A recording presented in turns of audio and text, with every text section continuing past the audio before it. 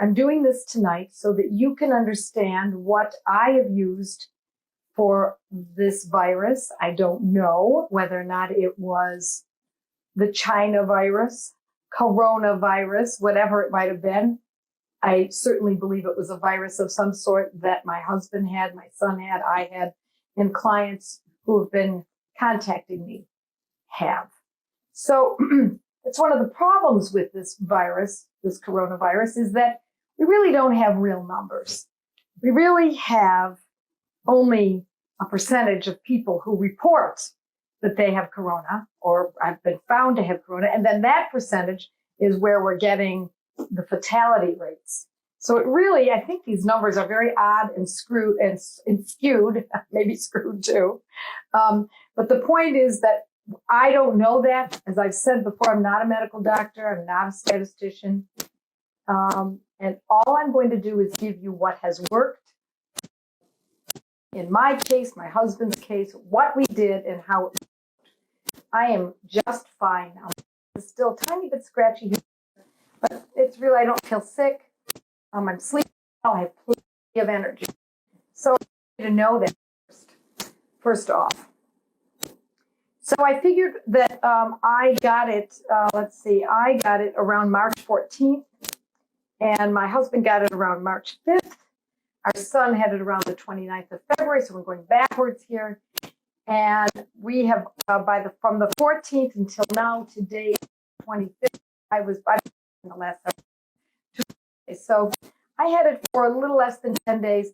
But when I say I had it, or I had anything, I'm going to tell you that I felt crushing fatigue in my chest only until I took the homeopathic medicines. The moment I took the medicine, I would feel not the moment. Within 30, 40 minutes, an hour later, I felt like myself again, was able to work all day. I worked all day and into the night most days. And when I started to feel fatigue again, I would take my medicines. Now, let me tell you, in the end, what I believe was the most valuable. I think the most valuable was Aconitum 200 Bryonia. That's the band protocol. And he took it when he first started to get it, and so did I when I first, and I gave it to my son. So this is, and clients, all of this. We use that about every 3 to 4 hours, especially the first couple of days. And especially Aconitum 200 is excellent for the onset of an illness.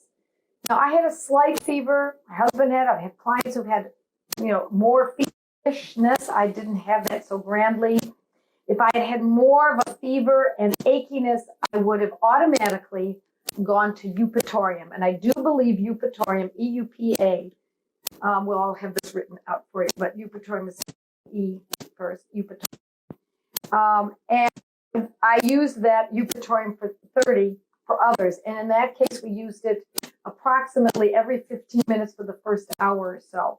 That helps with achiness and feverishness. It's great for any kind of flu, virus, colds, etc.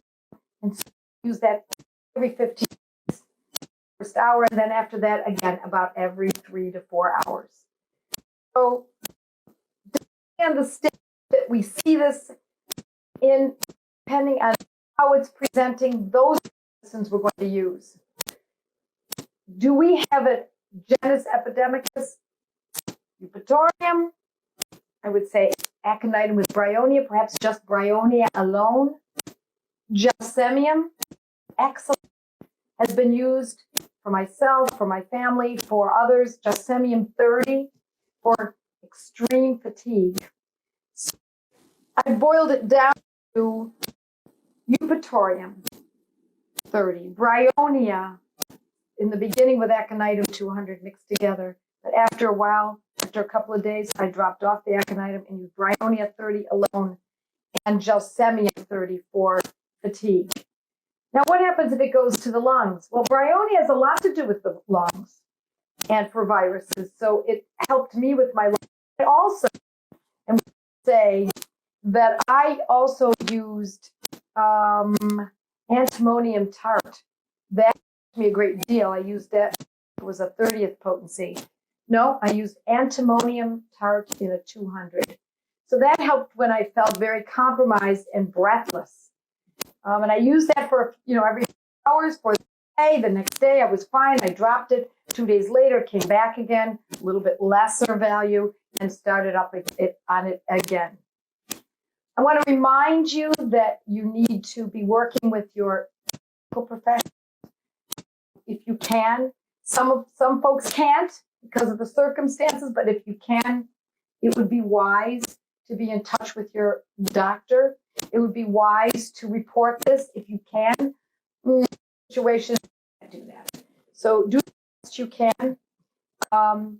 I also want to say that we're getting, some people are mentioning that they have no taste or no smell, and others are reporting that there's an excessive amount of saliva or bad taste in the mouth. The only taste they have is a bad taste. Mercurius soul, sometimes Mercurius are kind of interchangeable. Potency is a good choice. And when we use these, I would use the ones that I'm discussing now, 30 potency steps every 4 hours.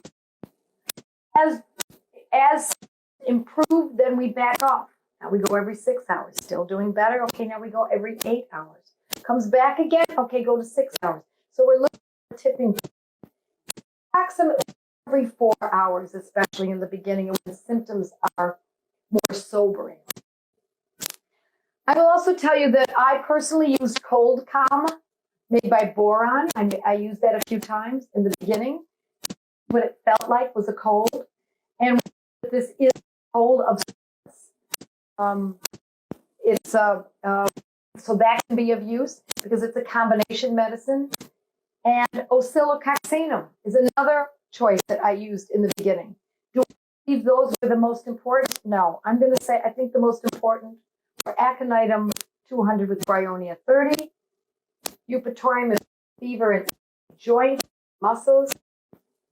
Bryonia by itself on as 3 days after starting the Aconitum Bryonia, and Gelsemium has been a very good one. So I'm hoping this helps you. Those who want to do prophylactic, I know that the Indian government discussed Arsenicum album. I don't know.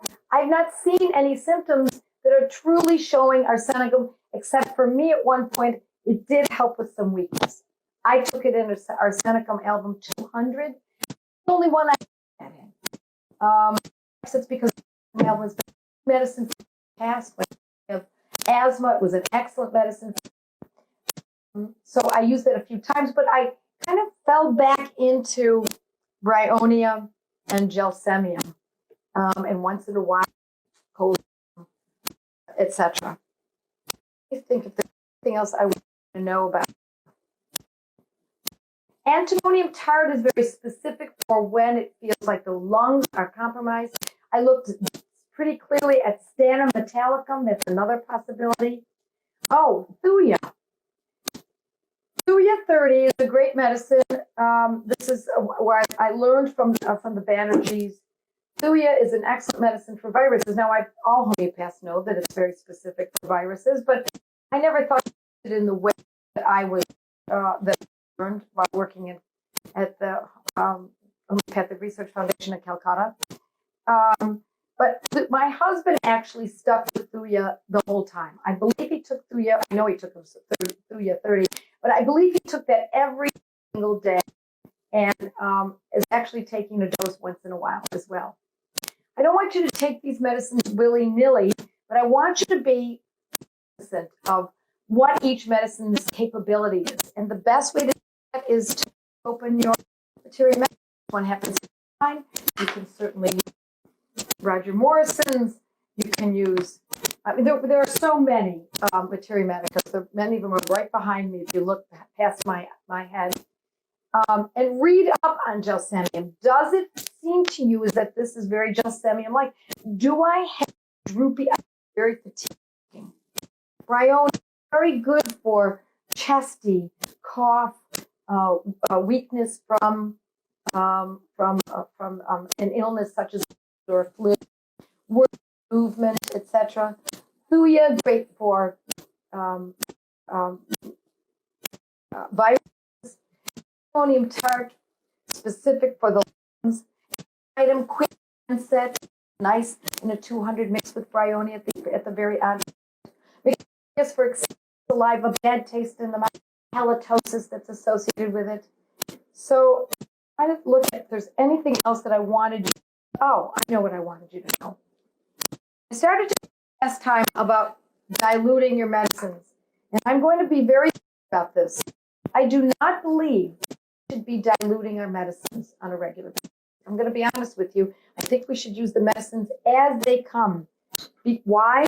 Because the pharmacists who manufacture these are wonderful homeopathic pharmacists, know what they're doing. They give us exactly what we need in pillular form, or if we wanted to buy it in liquid form. They know exactly what they're doing. We are not pharmacists. However, if you're running low, I have to admit, if you're absolutely running low, then we go ahead and take a chance because we don't know how long this is going to last or how many people we're going to treat in our families. So what I did was I took a little bit from this medicine bottle, and I put about 4, maybe 10 pills, because these happen to be very, very tiny. I poured them into a drinking goblet, let them sit there in a little bit of water, and then filled up the rest so that it's about 1.5 ounces, 2 ounces of alcohol. Now, I happen to use Everclear, but you can use brandy, not cherry brandy, not that kind of, real brandy, or vodka. And as long as it's a good content, you want a good proof, if possible, let it dissolve, and then a teaspoon or so equals 1 dose. Then you put the little dish, remedy on little dish, and you've got it labeled as to this medicine here. I only encourage folks to use this method when there is no other choice. People often say to me, well, can you put any medicines for chronic conditions in a jar, like a bottle, and add water? And I say, well, certainly you can do whatever you'd like. But if it were me and I had something that I was concerned about and I had enough of the medicine, then I would not tinker with that. I would stay with what's given to us by the pharmacies and use that in dire situations. If you're running the method. So I think that's it. We'll put this up. I hope this helps you. I'm going to mention again that you should be contacting your medical professionals. You should be, if you are in an area where they are recording this, they really want to be part of that record, because I believe that our records and our data is very skimpy at best.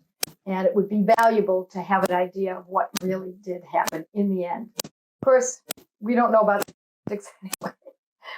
Don't know how it will work out. So with that, I say God bless you. Mwah. Wonderful to see a camera. I don't see you this time, but I do see a camera. You'll be seeing me. Goodbye, folks.